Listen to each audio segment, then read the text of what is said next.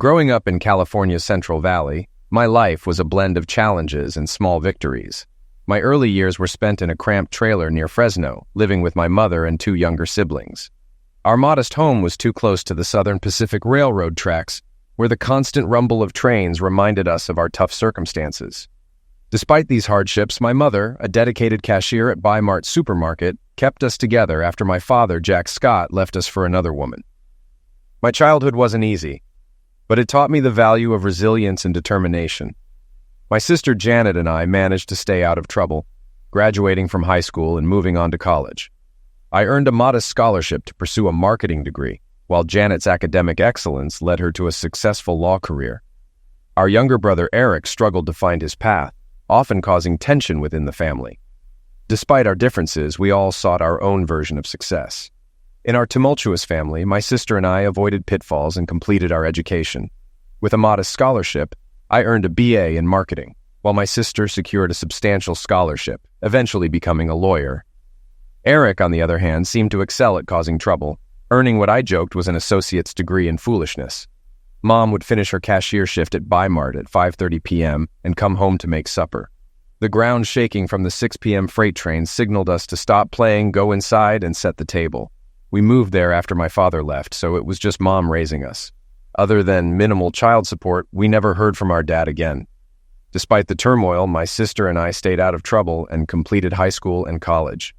Thanks to a modest scholarship, I graduated with a BA in marketing. My sister got a better scholarship and eventually became a lawyer. My little brother Eric, however, seemed to focus on being a nuisance. While my sister got along with Eric, he and I weren't close. He always seemed jealous of my successes, despite being better looking with his blonde hair and blue eyes. His jobs, grocery stock boy in high school, residential construction as an adult, were respectable, but he lacked the drive to climb the corporate ladder. He did okay, but never reached my income levels. Timing was everything. In 1985, I landed a job as a marketing associate at a California startup that grew into an online giant. 16 years later, I struck gold when it was acquired by a global media giant.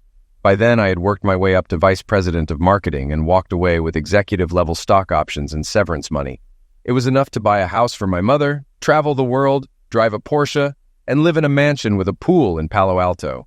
However, it also attracted a high-maintenance trophy wife. Life was good until my wealth became incredibly expensive. My trophy wife, Tiffany, timed everything perfectly, marrying me just weeks before my severance payout. Half of my newly acquired fortune went to her, along with the house and my beloved Porsche in exchange for no alimony. If not for my lawyer demanding a DNA test, I would have paid 18 years of child support for Paul Jr. The test shockingly revealed that my son was actually my nephew. Tiffany's affair partner and the baby's father was my younger brother Eric, who was married with 2 kids. Despite the heartbreak, the 3 months I spent with Paul Jr. were the happiest of my life, and losing him hurt more than losing Tiffany. It made me realize how much I loved being a father and stirred up feelings about my own father's abandonment. I couldn't understand why my dad left us if being a father was so great. I even made it a goal to piss on his grave. At least Eric didn't escape unscathed. Tiffany wasn't just a homebody, she was a homewrecker. When Paul Jr.'s DNA results came in, Eric's wife, Amrita, took their daughters and flew back to India. Thanks to my lawyer, I dodged child support, and the court replaced my name on the birth certificate with Eric's. Paul Jr. was now just Little Paul. It had been a terrible year. Little Paul was born in April. I discovered the affair in June, hired a private investigator, and filed for divorce in July. It was granted in August, finalizing in March. Depressed and filled with self-doubt, I left my shattered life in California for New Mexico, one of the cheapest states to live in. I wasn't poor, but I wanted to stretch my money.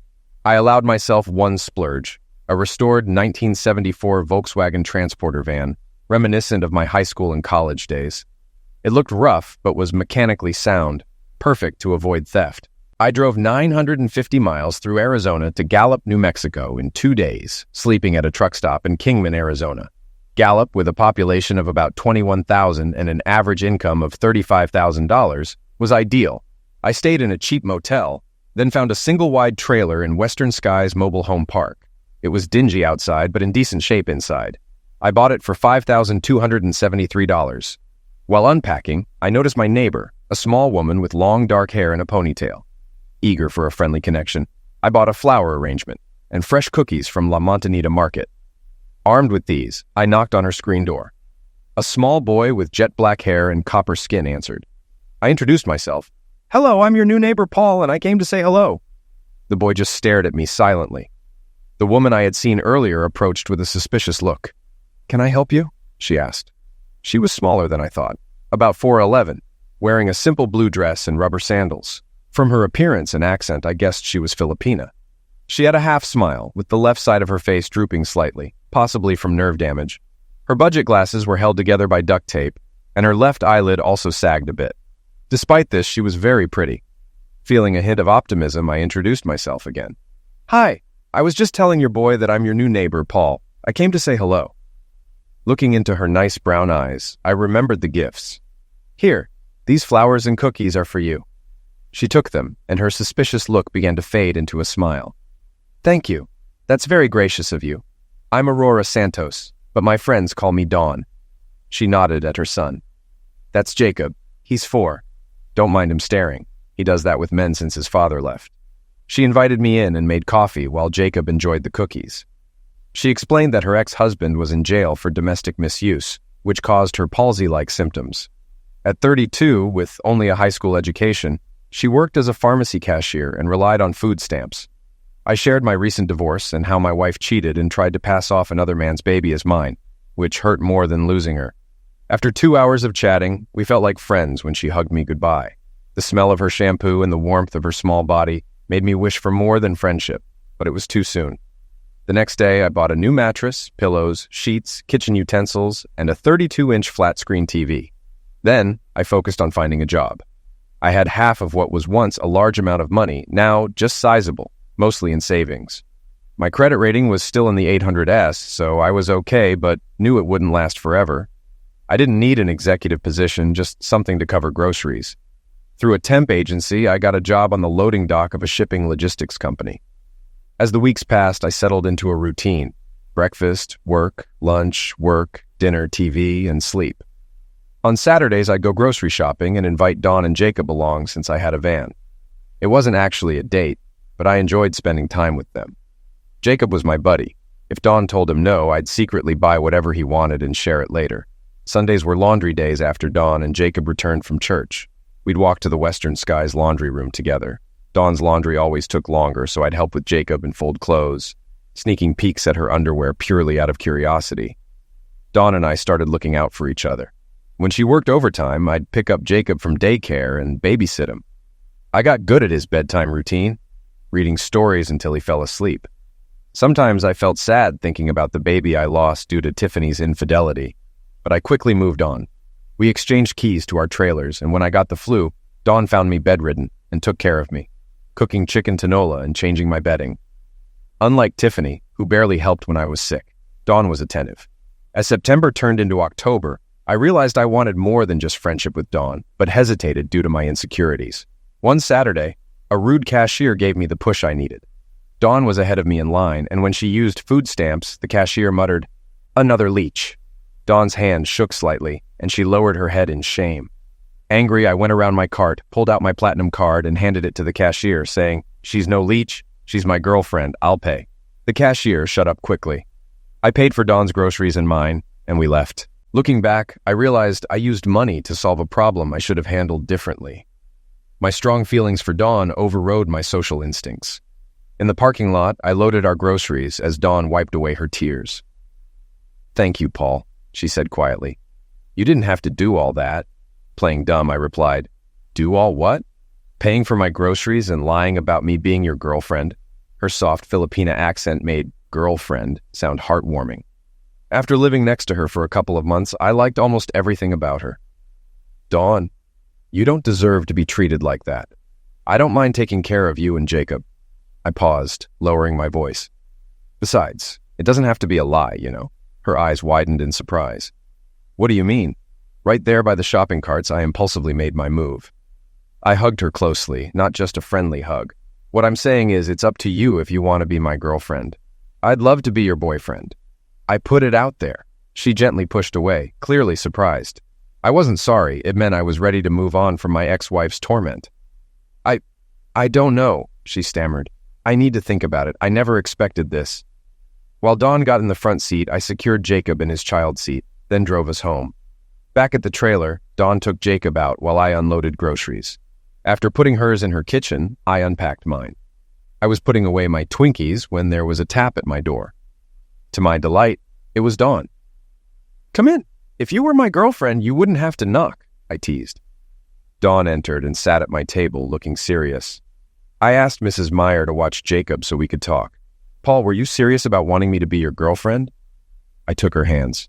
"Dawn, I swear on my grandmother's grave, I'm 100% serious. I want us to be a couple." She shook her head. "Why do you want me? It makes no sense. You could have any woman.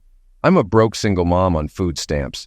I have the figure of an ironing board and I'm disfigured. If I don't use a straw, I drool. My left eyelid doesn't close fully. I wear an eye patch at night. You should be embarrassed to be with me." I groaned in exasperation, angry at what her ex had done to her self-esteem. "Aurora Dawn Santos, that's your opinion, but it's wrong. I thought you were pretty the first day we met, and as I've gotten to know you, I found you sweet and kind." I walked around the table, pulled her to her feet, and held her shoulders. "And I find you hot as hell. You said I could have any woman. Well, here's a newsflash. I want you." I felt it was the right moment to kiss her, so I did. Her unique smile made the kiss different but enjoyable. Holding her close, I whispered, "You're flawless." She sighed. "You're a man, Paul Scott, and men are usually wrong, but I want to believe you." Despite the generalization, she gave her answer. "I'll be your girlfriend, but you need to start coming to Sunday Mass with me and Jacob.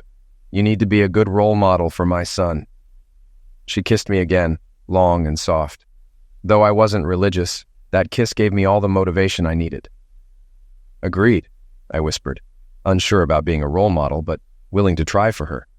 She interrupted my thoughts, saying, "I need to make dinner for Jacob. Tomorrow, take me back to the store. I need a few things to make a special dinner for my new boyfriend." She kissed me again and added, "Please take things slow, Paul. I've been through a lot, and I'm afraid your feelings may not last. I'm not a big city girl eager to trap a man. If you want my heart, be patient." She walked out, and I admired her as she crossed the driveway with a happy spring in her step. It gave me hope, making me feel worthwhile. The next day, Maureen Meyer, a retired hairdresser, babysat Jacob while Dawn and I went grocery shopping. To avoid another condescending cashier incident, I withdrew $200 from an ATM and handed it to her. She tried to refuse, but I insisted, saying, "I'm your boyfriend now. If I want to spoil you, it's my prerogative." She looked down and quietly said, "Thank you, Paul." When we arrived at La Montanita Market, Dawn asked me to wait in the van. With Gallup's temperature in the mid-60s, I rolled down the windows and took a nap on the back seat. I woke up to the sound of the side doors opening and bags being loaded. Then, I felt Dawn's lips on mine. I pulled her close and whispered, "I miss my girlfriend," noticing the top buttons of her blouse were undone. "Hey," I teased, "were you trying to make me jealous in the supermarket?" Dawn giggled. "Are you really jealous?" I kissed her neck, growling, "Of course you're my girlfriend. No way I'm letting anyone else have you?" Dawn gently pulled away, reminding me about the perishables. Before getting into the front seat, she kissed me again, saying, "You're doing a great job as my boyfriend." Her praise made me insanely happy. Back at the trailer, she picked up Jacob from Mrs. Meyer while I unloaded groceries.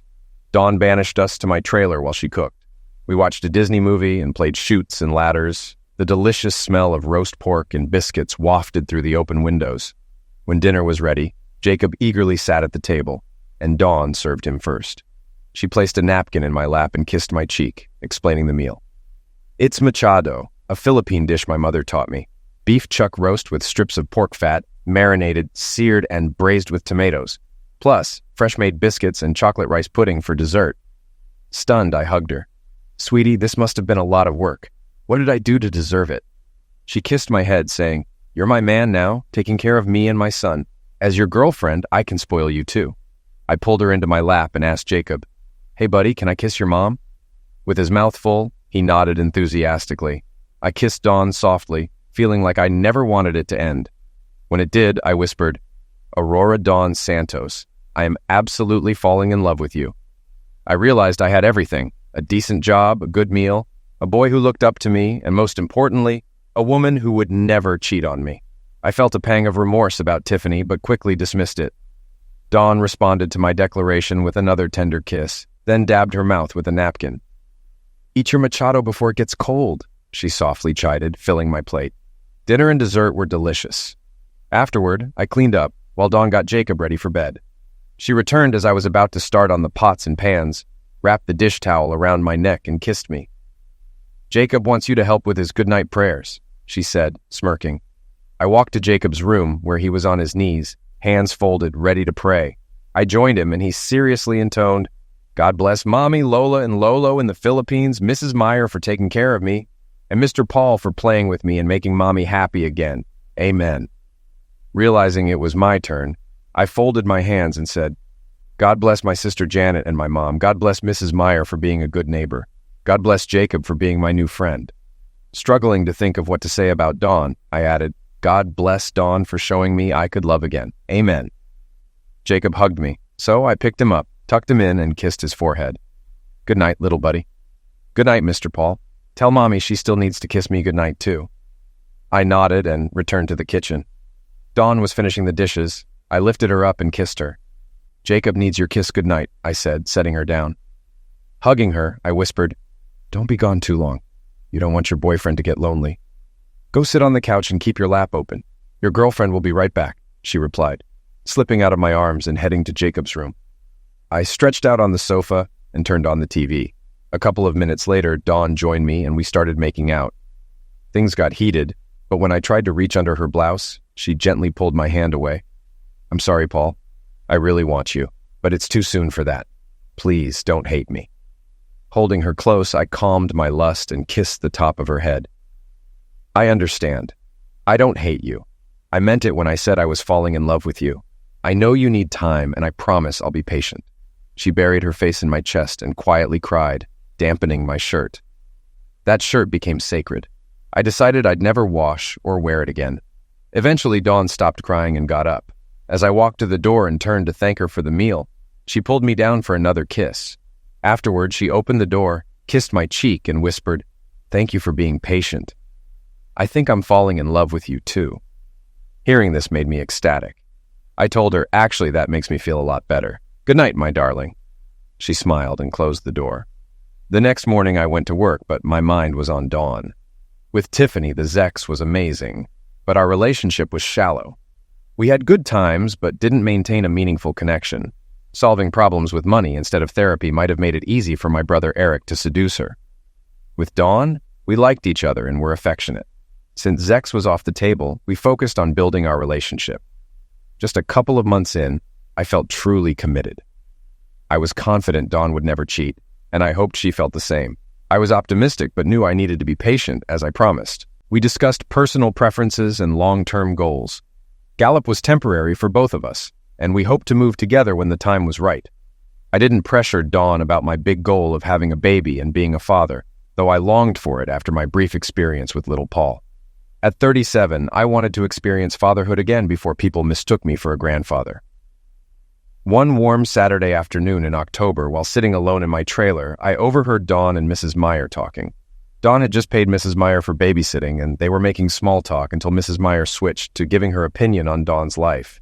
Mrs. Meyer was a great sitter for Jacob, but also a busybody who loved giving advice. I heard her say, "Jacob is such a sweet boy. He shouldn't grow up as an only child. He needs a sibling. Don't you agree?" Dawn replied, "A brother or sister would be nice, but I'm not in a position to—" Mrs. Meyer laughed. "Not in a position? You've got a man who's crazy about you. You better get in position, preferably under him. Yes, Paul's my boyfriend, but we haven't—" "Oh, I know. I've seen him walking funny back to his trailer like he's carrying something heavy in his briefs." Forget security cameras. Mrs. Meyer saw everything. She continued, "If I was 15 years younger, I'd be all over that man. There are plenty of women here wanting him, but he's only got eyes for you. For now, anyway." I knew Dawn was flustered. Mrs. Meyer's loud voice carried clearly. "Dawn, you're the queen of Paul Scott's heart. But to keep him, you need to take him to bed soon. He and your son adore each other. Imagine how happy he'd be if you gave him a child." Mrs. Meyer was right. I'd be overjoyed if Dawn got pregnant. I hoped Dawn would take her advice to heart. That night, I tossed and turned, unable to sleep despite drinking 3 more beers. I kept imagining a pregnant Dawn. The promise to be patient felt heavier than ever. The night was hot and humid and rain was forecasted. I heard a key in my door. Dawn was the only one with a key. I pretended to sleep to see what she'd do. She removed her shoes and padded into my bedroom, kissing me gently. I reached up to her, but she pushed my hands away and asked, "Do you really love me?" "What?" I could have given a long explanation, but I kept it simple. "Of course I do. If that's true, then do everything I say. No questions." This was unexpected. My gentle, passive girlfriend was now giving me orders. What had Mrs. Meyer's talk done? I nodded in agreement. The streetlights provided enough light to see Dawn in her old bathrobe, hair in a loose bun. She pulled a sleep mask from her pocket and blindfolded me. Things were getting interesting. "What about your ex-wife? What if she wants to reconcile?" I shook my head angrily. "No, she's nothing to me after what she did." She continued, "What about the women in the trailer park? Mrs. Meyer said many want to sleep with you. They're prettier and willing. You wouldn't have to wait anymore." Trying to clear my head, I said, "Dawn, I don't want anyone else. I'm all yours. You showed me I could love again." Suddenly, she kissed me. "I know waiting has been hard for you. It's been hard for me too, but I'm still dealing with trauma from my ex." Horrified, I responded, "Dawn, you know I'd never force you, right?" "Yes, you've been loving and kind. Even Jacob noticed. But I'm not ready for that yet. You've been so patient. After Mrs. Meyer told me about other women, I wanted to give you some relief." "You definitely did. If you'll untie me, I'd like to return the favor." "I'm sorry, but I'm still not ready for that." My heart sank, but she added, "I have another idea. I was all ears." "What do you have in mind?" "You just lay there and listen." "Okay," I agreed, wondering what she planned. She told me about her past, and I listened. When I took off the sleep mask, she was tying her robe. "I have to get back to my trailer. Jacob will wake soon." Clutching her robe, she bent over and kissed me. "I love you, Paul. We'll be together soon. I promise." After our early morning moment, I was even more in love with Dawn. At home, I took every chance to caress her. Jacob and I even made a game of it. If I kissed Dawn, I'd ask Jacob, "What day is it?" If he said it was double kiss day, I'd kiss her again. He loved deciding how many kisses his mommy got. When we went out together, I became more protective, feeling our relationship was getting serious. I withdrew $2,500 from savings and bought her a 2014 Toyota Corolla so she didn't have to take the bus to work. The exterior was rough, but I had it checked to ensure it was safe. Dawn laughed, cried, and then took me to her trailer where we made out like kids. On our first date, I took Dawn to the eye doctor. He gave her medicated eye drops for her dryness, and we ordered new glasses. A couple of weeks later, she had new Dolce & Gabbana frames, transforming her look into a hot, naughty librarian. I kept jokingly asking her to shush me and charge overdue fines. Work was going well, too. I was converted to full-time status with benefits, got a raise, and a month later was promoted to shipping supervisor. Feeling optimistic, I decided to buy an engagement ring and propose at the company holiday party in December, even though my divorce wouldn't be final until March. I figured a diamond ring would reassure Dawn about our future. For Thanksgiving, I asked Dawn to be my date to the holiday party. She hesitated, feeling her clothes weren't nice enough.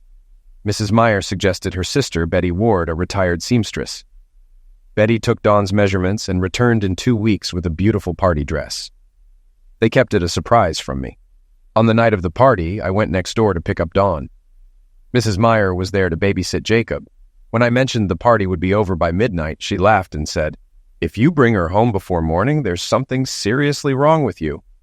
Then I heard Dawn's soft voice. "I'm ready, Paul."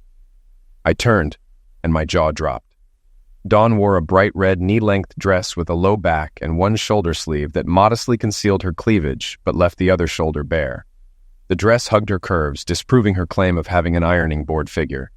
I silently thanked my lucky stars that she was with me. I wore a charcoal-colored wool suit from my vice president days, but I felt like a dull rock next to my stunning date. Mrs. Meyer had styled Dawn's long, dark hair into a braided side bun. Her red shoes matched the dress and were sensible flats, unlike Tiffany's dangerous 4-inch heels. Dawn was undeniably the most beautiful woman at the party. When we walked into the hotel ballroom, many younger guys checked out my date. I put a possessive arm around her and asked, 20 feet in and guys are already checking you out? Should I be worried?" She kissed my hand and said, "Paul, I'm not Tiffany. You'll never have to worry about me." We found seats, and I got us champagne. The DJ announced it was time to dance, starting with a slow song. Dawn and I danced, continuing through the next slow song. When the music got faster, we returned to our seats. A younger executive asked Dawn to dance, but she politely refused. Another executive from sales asked her, and I encouraged her to go for one dance. I watched him draw her close but kept my cool, ready to act if necessary. Soon he whispered something in her ear. Dawn pulled away and returned to our table, visibly upset. "That man invited me to his room later. He doesn't even know me." I switched from jealous to concerned. "Are you all right?" "Yes, I told him the only man I was interested in sharing a bed with was the man who brought me, and then I walked away." Processing her words, I asked, "Dawn, are you saying—" Before I could finish, she slipped into my lap and kissed me passionately. "Yes," she whispered. "You've been loving and patient, making me feel secure. I'm not afraid anymore, Paul. Let's get a room and go upstairs." The second chapter of my life began in room 538 of the historic El Rancho Hotel on Route 66. Once inside, I grabbed a small bottle of champagne from the minibar. Expensive, but worth it. I poured us each a glass and took her out on the balcony. The sun had set, and the city lights provided a beautiful view. Holding her from behind, I reflected on my journey. Months ago, I was devastated by my wife and brother's betrayal, losing half my fortune. Now, I had reset my life, with a decent job and a woman who restored my confidence. I was ready for the next step. As it got cooler, I covered her with a shawl, then knelt and took out the ring box. Lost in thought, she didn't notice until I tickled her bum. Laughing, she turned and asked, "Paul, what are you doing?" Her words died when she saw me on one knee. She burst into tears, happy ones, I hoped. "Aurora Dos Santos," I began. "You changed my life.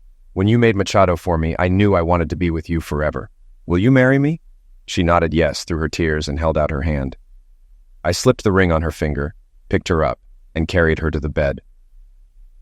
We spent the night and early morning practicing the art of conception until we were exhausted. My new fiancée was committed to giving me what I wanted. We woke up for breakfast, then requested a late checkout for one more try. This time she wore her glasses, playfully fining me every time I groaned. Coming home at noon in our party clothes raised eyebrows at Western Sky's mobile home park. Dawn's wholesome reputation probably made people think I had corrupted her, but their scowls turned to smiles when she showed off her engagement ring. Mrs. Meyer was pleased, and Jacob was thrilled that I was going to marry his mommy and be his new daddy. Now that I had put a ring on Dawn's finger, we no longer had to hide that we were sleeping together. If Jacob was in the trailer at bedtime, we'd hold back and just kiss and caress in bed after he was tucked in. If those kisses and caresses led to more, well, that was a bonus for me. Dawn surprised me. 5 Sundays later at St. Francis Church, Father Thomas gave a sermon on Genesis 1:28 about being fruitful and multiplying. During the monthly blessing for expectant mothers, Dawn stood up and joined the others. It took all my self-control not to jump up and shout for joy. She wasn't showing yet, so Jacob was confused. My hands shook as I explained he was going to be a big brother. After the blessing, she returned, and I threw my arms around her. "I love you with all my heart," was all I could say. In a few weeks, I would be free from Tiffany and able to marry my new wife, the mother of my children. It was late February, about 3 weeks before my divorce from Tiffany was finalized, and I couldn't wait to marry Dawn. My fiancée was about 12 weeks pregnant. Given her tiny size, her baby bump was already showing, and I made sure to sing to it and kiss it every night. It felt so good to know this baby was truly mine. Even though it was only the size of a tennis ball, there was nothing I wouldn't do for it. There was no way my brother could take this child from me. Just as I thought everything was going smoothly, my cell phone rang one Saturday while we were grocery shopping. Caller ID showed it was my younger sister Janet. This was unusual. Janet lived in San Diego, and we hadn't seen each other since Christmas at Mom's place, right before my marriage blew up. I hadn't heard from her when I filed for divorce, which was expected. Janet was close to my brother growing up, so I figured she'd support him. This call meant something was wrong with Mom, or my brother needed money or a kidney donor. If it was about Mom, we could talk. If it was about Eric, I'd end the call. I answered the phone. "What's up, Janet? Is Mom okay?" I asked. "Yes, she's fine," Janet replied. "Great. Thanks for calling," I said, ready to hang up. "Paul, wait, don't hang up," Janet said urgently.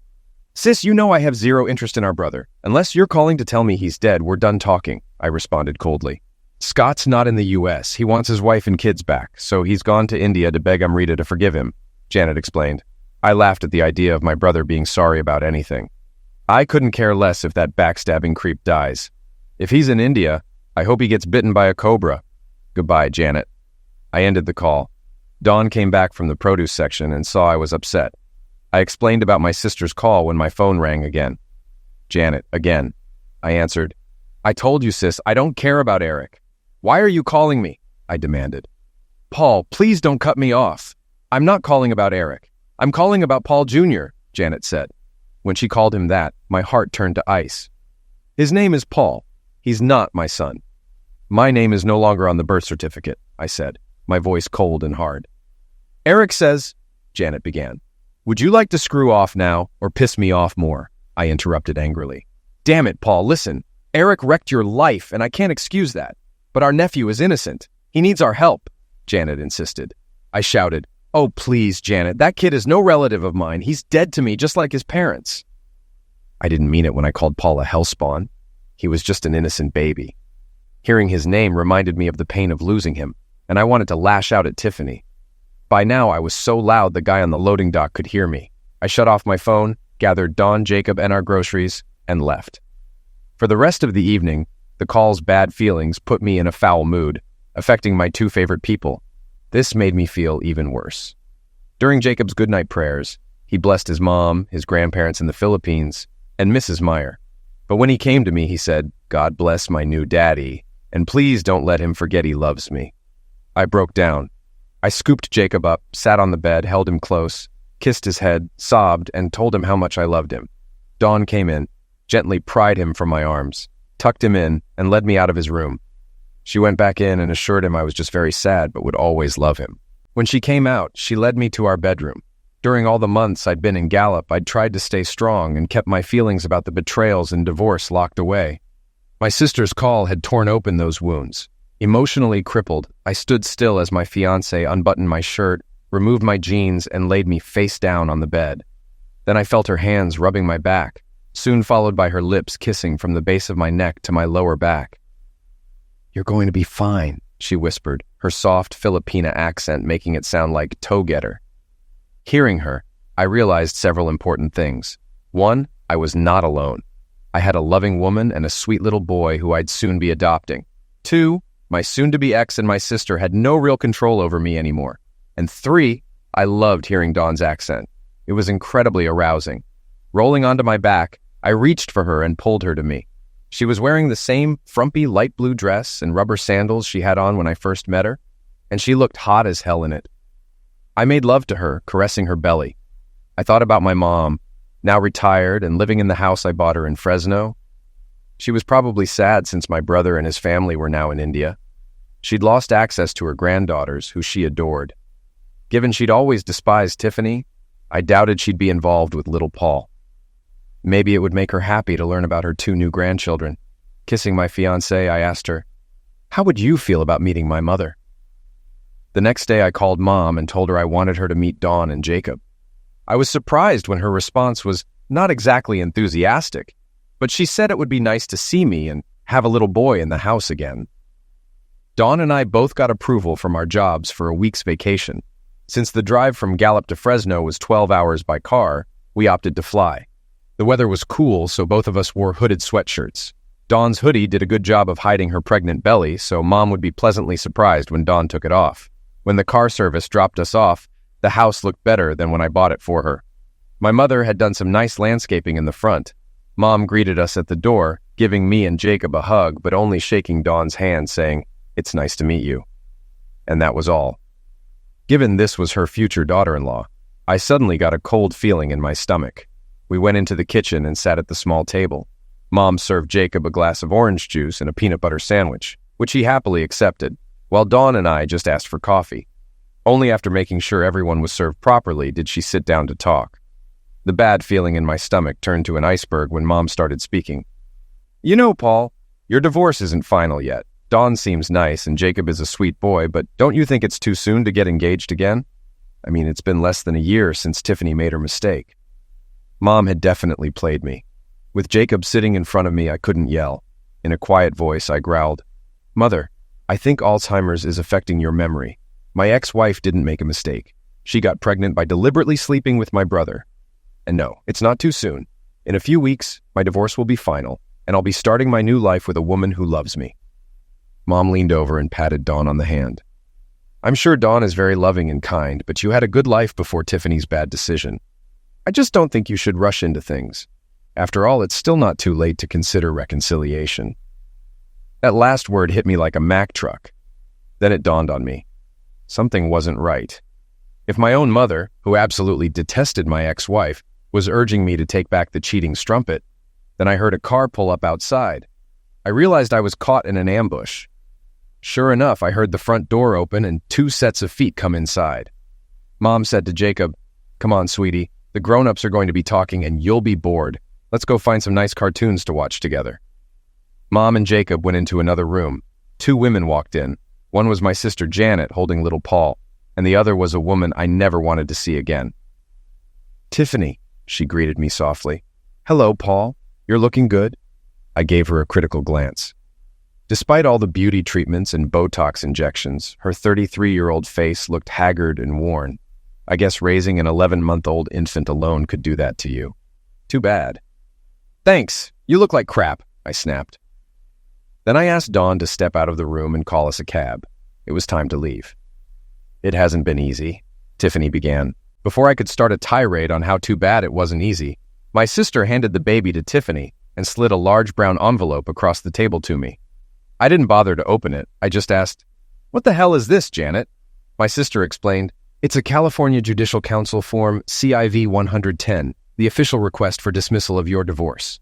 Tiffany wants to reconcile before the divorce is final, but since you filed, you have to sign the request to dismiss the case. Once you fill it out and sign it, I can file it in court for you." This was all happening too fast. First my mother and now my sister were urging me to halt the divorce. I held up my hand. "Wait a minute, something's not right. Who are you representing, Janet?" "Since little Paul is my nephew, I'm acting on Tiffany's behalf." "So my own sister and mother are siding with the ex-wife who destroyed my life?" My voice was getting angrier. Mom stepped in, taking the baby from my soon-to-be ex. Tiffany cut in, desperately pleading, "Paul, please think it over. You loved me and Paul Jr. once. We can be a family again. The house is so empty without you." If she thought calling him Junior would soften me, she was wrong. It only reminded me that the baby came from Eric, not me, and she tried to cover it up. My voice louder, I snapped back. "Sis, first of all, take these papers and shove them up you know where. And as for you, cheating strumpet, the house feels empty? Wow, that's ironic, isn't it? Back when I was in the house, all that space was taken up by you and my brother screwing. I was in the way." I glared at all 3 women. "You are all absolutely delusional. Tiffany, in what possible reality did you think I would ever forgive what you did to me?" Then I heard a noise and looked to my left. Dawn was standing just outside the kitchen entrance, her eyes filling with fear. She needed me. I took a deep, calming breath to control my anger. The last thing I needed was to get arrested on some trumped-up domestic violence charge. Janet was a lawyer, after all, and after what she pulled today, I wouldn't put it past her to pull a manipulative stunt like that. After what I said, Tiffany totally lost her composure. Sobbing, she got on her knees, grabbed my legs, and began rapid-fire pleading. "Paul, please listen to me. I made a huge mistake. I didn't love Eric. He was just a stupid fling. I ruined everything, and I'm so sorry. I'll always love you and want you to stay my husband." I looked down at her, stone-faced. She stopped and took a breath. Then the bargaining began. "If you stop the divorce, you can have everything back, and you'll be rich again. The house, the cars, the bank accounts, the credit cards. I'll put everything in your name. I'll even sign a post-nuptial agreement. I'll give you all my email and social media passwords. We can go to couples therapy. Anything. Wow. If I stayed married to Tiffany, I could be rich again. Get back almost everything she'd taken from me. No more trailer park. No more Volkswagen van. No more shipping supervisor job. But it would also mean no more homemade Filipino food. No more Saturdays at the La Mananita Market. No more Sunday Mass. And then, no more Dawn and Jacob. And no more self-respect. Screw that." Totally calm now, I responded slowly. "Tiffany, I have to hand it to you. This is indeed an interesting proposition. It's actually kind of funny when you think about it. See, if you'd made this offer before I left for New Mexico, I might have actually gone for it. Oh, wait, I couldn't. You and Eric were still screwing then, weren't you? Bad timing, I guess. I shook my head and took another calming breath. It was time to take Tiffany to school. Let me help you get your facts straight. You're a cheater who slept with my backstabbing brother behind my back and then tried to hide it. Now you want me back? Let me make this clear. Unless you can give me back every single dollar you took from me, stick that baby back in your womb, and unscrew my a-hole brother Eric, there is no coming back. As far as I'm concerned, both of you cease to exist. The night he stuck his Johnny in you. Janet protested. Paul, wait, little Paul is innocent. You can't just walk away from him. I turned to my sister. Oh, I can and I will. That goes for you as well, Janet. I loved and trusted you, yet you sided with the woman who destroyed my life. We're done. Finally, I turned to my mother. Mom, you raised 3 of us single-handedly. I bought you this house because, frankly, you deserve it. That being said, what even motivated you to try this stunt to keep Tiffany and me together? You sure weren't singing that song when I married her. Quite the opposite. You hated her, remember? Mom was looking at the ground, crying softly as she held the baby. Please, Paulie's my grandson. He's innocent. I didn't do it for Tiffany. I did it for him. He needs a good father. I felt bile build up in my throat. Now it was my eyes tearing up. Let me remind you, mother dear, that baby has a father. It's just not me anymore. What's more, it will never be me. I honestly feel sorry for you, Mom. Eric screwed you over like he did me. You've got 3 grandkids by 2 different mothers from my piece of crap brother. But given how his wife took her kids out of the country, I doubt you'll ever see 2 of them again. That leaves you with Tiffany, who's never been a paragon of virtue. And until you disown my little brother, you'll never see my children again. No matter what you do, you lose. Shocked, Mom gasped. What do you mean there's more than just Jacob? Dawn stepped in, holding Jacob's hand. Paul, sweetheart, the cab's here. Her hoodie was now draped over her arm, so her baby bump was quite visible. I loved how she just let all 3 women know who the alpha female in the room was. And those 5 words were all it took. Yes, Mom. As you can see, Dawn is expecting. Looking at them all, I delivered my parting shot. The best part is, I know for sure it was me who put it there. I paused to kiss my fiancée, then we walked out with only the sweet sound of Tiffany's sobs behind us. This ambush at Mom's place marked a turning point for Dawn and me. The night she came to my trailer months before, I let her tie me up, giving her total control, which made her feel hot and safe. That night, Dawn made me promise she was the only woman I'd ever love and asked if I'd ever reconcile with Tiffany. I swore she was the only one for me and that I'd never reconcile with my ex. Today's failed ambush proved beyond a doubt that no one, my ex-wife, my backstabbing sister, not even my misguided mother, could take me from Aurora Dawn Santos. My heart belonged to her. Now I'm no expert, but as an eyewitness to the event, I have a theory. By shutting down the 3 most influential women in my 37 years of life, my petite Filipina princess with the facial imperfection proved to herself how powerful she truly was. A 4'11" irresistible force of nature. While our Zek's life was great before the estrogen-fueled showdown, the aftermath left Dawn much stronger emotionally, and it really opened up her personality. I soon realized I no longer had to worry about triggering Dawn's trauma. It was as if the door to her past misuse was now closed and locked, the key lost. The morning after the confrontation, I woke to the sight of my incredibly hot pregnant wife kissing me. In Palawan Island, the Philippines, the sound of a rooster crowing was carried by the warm Palawan breeze through the window of our hotel in El Nido. The rooster was too late as we were already awake, my bride buried in a mountain of pillows for comfort. As a wedding gift, I'd surprised Dawn with a honeymoon back to the Philippines. Jacob was staying with his Lola and Lolo in Zamboanga City, and I don't know who was happier about it, Dawn's parents or their grandson. Financially, the trip didn't damage my savings too much, maybe just a good-sized dent. Besides, this was all to please my Zamboangan princess and her precious belly cargo, who we decided to name Tala, Tagalog for Bright Star. With 3 months left in her pregnancy, I spared no effort or expense to pamper them. We explored El Nido's white sand beaches, coral reefs, and limestone cliffs during the day, and dined like royalty in the evenings. Every night before bed, I'd rub her expanding belly with lavender massage oil a friend gave her at a baby shower at her parents' home. Thanks to her new confidence, my wife had become even more adventurous and assertive. As for work, we both quit our jobs right before the honeymoon. I got a call from my former boss asking me to join him in a new software-as-a-service startup in California. At a salary that dwarfed what Dawn and I made combined at our current jobs, I happily accepted. After all, I had at least 2 kids' college funds to save up for. With any luck, that number could significantly increase. Jacob was now legally my son.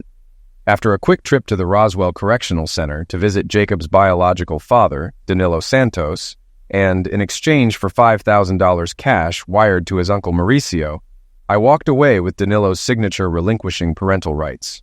I adopted Jacob not long after. The one condition of my new job was relocating back to the Palo Alto area. In honor of what Dawn had gone through, I donated my trailer to the local women's crisis shelter to be used as an emergency safe house. Since Dawn's trailer had more room than Mrs. Myers's, we gave it to her to thank her for everything she'd done for us.